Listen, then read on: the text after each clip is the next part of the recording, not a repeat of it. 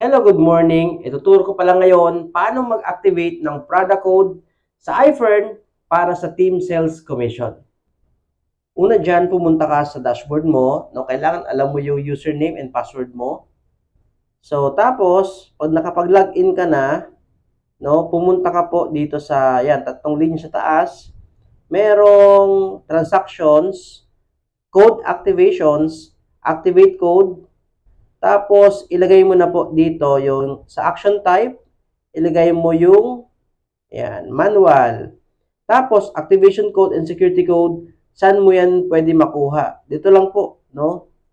Pumunta ka lang dito sa store, transaction listing, tapos, hanapin mo na yung mga products na binili. Ayan.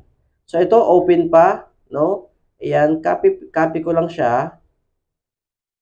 Tapos, paste ko dito. Yan. Next. Yung naman, security code. Copy and paste. Then, lagay dito. Yan. Tapos, activate now. Yan. Sure daw ako. Yes. Yan. O, tapos na. Sana pala nakatulong sa iyo yung video na to.